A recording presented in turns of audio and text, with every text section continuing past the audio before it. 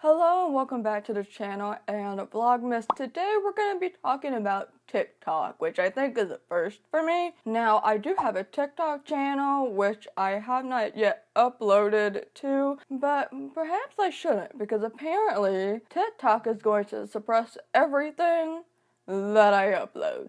So I came across this article on Twitter titled, "TikTok admits it suppressed videos by disabled, queer, and fat creators." Now, before we get through reading that article, if you're interested in more awareness videos about deafness, disability, LGBT content, bisexuality to be more exact, and just overall general lifestyle things about whatever I feel like, be sure to subscribe and hit that notification bell so you don't miss out on any videos. And also, if you really want to stick it to TikTok, I do have a Patreon page, so if you want to pledge and help out with that, I have a link down below. You get exclusive videos and writing, I'm posting NaNoWriMo stuff, so it helps out the channel and other campaigns that I do. If you take the time to pledge, I appreciate it. And you get a free Do I Look Deaf Now sticker. Every new pledge does for the month of December. Alright, let's read on, shall we? TikTok, a social networking video app with more than 1 billion downloads globally, admitted Tuesday to a set of policies that had suppressed the reach of content created by users assumed to be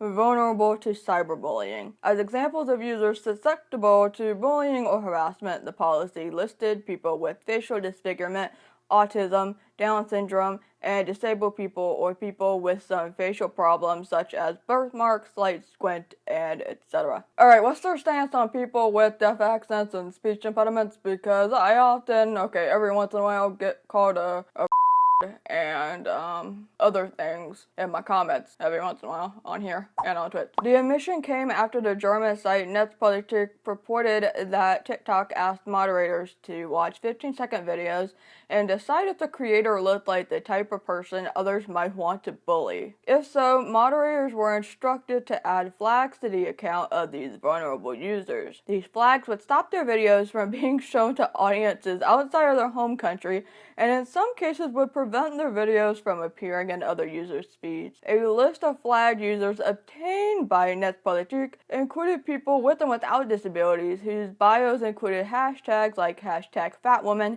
and #disabled or had rainbow flags and other LGBTQ identifiers. So what I'm getting at is TikTok is not showing videos by disabled, fat, and or queer creators to other countries in hopes that nobody's going to talk about them badly, even though that could still happen in the creators' home countries. I want to continue reading this before I give out my full thoughts. Okay, let's go. Among those who found out their content had been suppressed was Annika, or Miss Annie, 21, a 21-year-old self-described fat woman with 23,000 TikTok followers. Although Annika's videos have attracted both positive and negative comments, she told Netzpolitik that the action was discriminatory and inhuman. Oh Gott, was ist das Scheiße? TikTok. Du bist furchtbar. Alles klar? A TikTok spokesperson told Netzpolitik this approach was never intended to be a long-term solution and said the policies were no longer in use. TikTok also said while the intention was good, really? The approach was wrong, and we have long since changed the earlier policy in favor of more nuanced anti-bullying policies and in-app protection. Despite TikTok's statement, Netzpolitik has identified the rules were in place as recently as September. And we are now in December, and this article was posted in December. The team at TikTok that developed the video suppression policy may have earnestly believed it was a helpful reaction to the helpful reaction to bullying people receive. Let's put it that way. Online harassment remains an intractable problem, and people with disabilities are among those disproportionately targeted. Point. One study found that in Boston, students with disabilities were 1.8 times as likely as their peers to be victims of cyberbullying. Point. And yet, the same study, authored by Miriam Heyman of the Ruderman Family Foundation, also found that students with disabilities were also more likely to receive support from others via social media. For members of any minority group, social media provides an opportunity to connect with others with shared experiences, to find role models and content reflecting their own life that isn't represented in traditional media. Very, very true, and I'm very thankful for social media because that has provided me with opportunities and friends that I would not have if it wasn't a thing. Some even translate their reach into dollars. Erin Phillip, love her, a disabled trans influencer, won modeling contracts with Sephora and Dove after going viral on Twitter, and Kia Brown landed a book deal with Simon & Schuster for her essay collection, The Pretty One, after her hashtag disabled and cute took off. And then it talks about more of these opportunities, but let's keep going to the suppressing stuff. Facebook has also come under fire for its policies toward disabled people. Earlier this year, the social network removed a video containing a sexy picture of amputee Rikki Poynter on the Facebook page of Ability Access, which promotes the disabled community. You will have to understand that some people see disability as disturbing. After a backlash, the company apologized for its choice of words, although it declined to restore the video, saying that Poynter's partial nudity violated standards around adult content, not any policies related to people with disabilities. There are abled women who are posting lingerie photos on Facebook that still have their photos on there. So, I'm sorry, what? Also, yeah, I remember when Facebook said you will have to understand that some people see disability as disturbing, and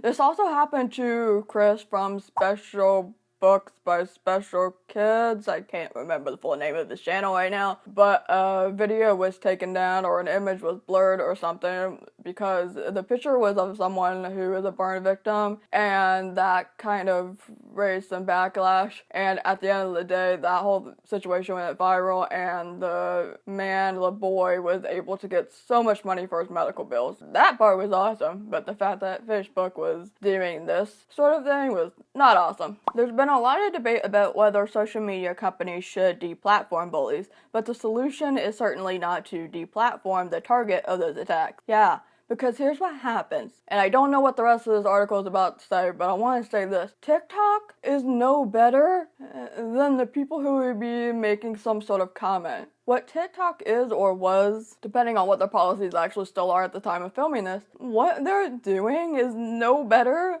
than what these other people are doing, because they are also oppressing disabled people by making sure that their content doesn't get anywhere. You are taking away potential work opportunities from disabled people because you think that we need to be babied. Like, I agree that nobody needs to be bullying disabled people or anyone. I get what you're trying to do, but really, you're no better, TikTok. You're not being any better because you're also being ableist. Social media is important to so many of us because, like I said earlier, social media is what has given so many of us opportunities. Book deals, modeling deals, acting deals, etc.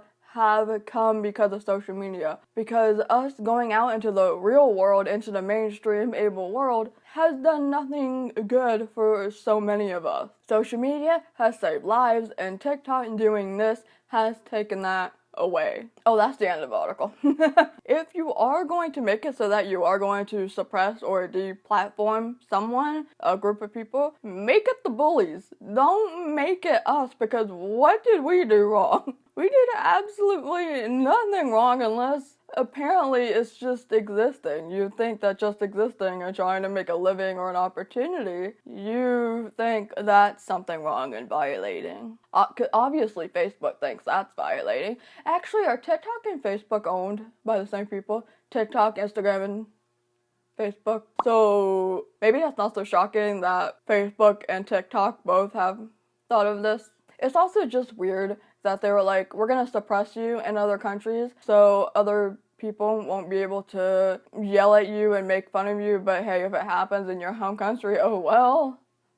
That makes absolutely no sense to me whatsoever. I don't agree with bullying, I don't agree with oppressing disabled people, fat people, LGBT queer people, and I say that as a bisexual, deaf, disabled woman, but this is not the way to go. As much as I do not like getting comments every once in a while calling me a and why does she sound and why does she sound like this and that, she sounds like a man or whatever, let me deal with that. You're not helping me by acting like I'm two and that I can't take care of myself. I'll delete the comments, I'll ban the people that do these things. Let me make those decisions and take care of myself. You don't need to be doing that for me because you're actually making my life and my work a lot more difficult by doing something like that. Anyway, that's my thought on this article. Hopefully, they say that this policy is no longer in place, but who knows? If you have a TikTok, let me know how you like it. I should probably upload something on there like I was planning to about a month or so ago. But hey, if you want to follow me, I'll have it up here somewhere.